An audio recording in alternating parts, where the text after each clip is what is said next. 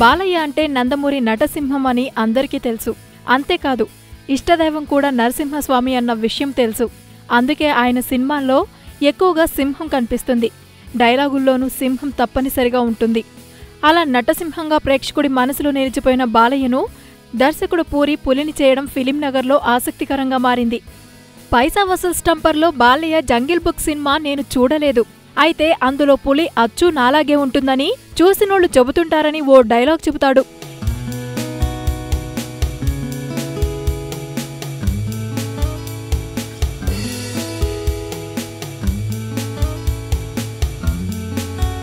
ఈ డైలాగ్ విన్న ప్రేక్షకుడికి బాలయ్య నటసింహం కదా, పులి ఎలా అవుతాడని డిస్కషన్ పెట్టారట.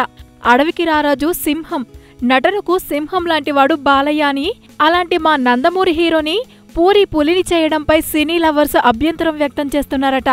సినిమా ప్రారంభోత్సవం రోజునే డైలాగులు అదిరిపోయే లెవెల్లో ఉంటాయని దర్శకుడు పూరి జగన్నాథ్ అభిమానులకు హామీ ఇచ్చాడు. అయితే స్టంపర్ బాగున్నా బాలయ్య చేత చెప్పించిన డైలాగుల్లో అంత దమ్ములేదని చెప్పుకుంటున్నారు. స్వరంలోనూ ఏదో తేడా కనిపిస్తుందంటున్నారు.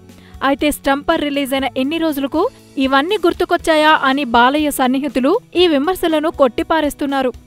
మరోవైపు స్టంపర్ రిలీజ్ అయి సెన్సేషన్ క్రియేట్ చేస్తుంటే చిత్ర యూనిట్ ఊపిరి పీల్చుకుంది. అంతేకాదు ఆగస్టు 17న ఖమ్మం వేదికగా ఆడియో రిలీజ్కి ఏర్పాట్లు చేస్తోంది. శ్రియా శరణ్ హీరోయిన్ గా, కైరా దత్ స్పెషల్ పాత్రలో నటిస్తున్న పైసా వసూల్ సినిమా సెప్టెంబర్ 1న గ్రాండ్ గా రిలీజ్ కాబోతుంది.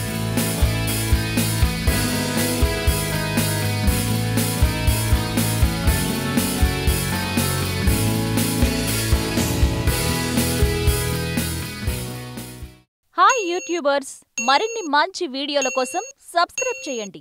దాంతోపాటే బెల్ ఐకాన్ పై క్లిక్ చేయండి.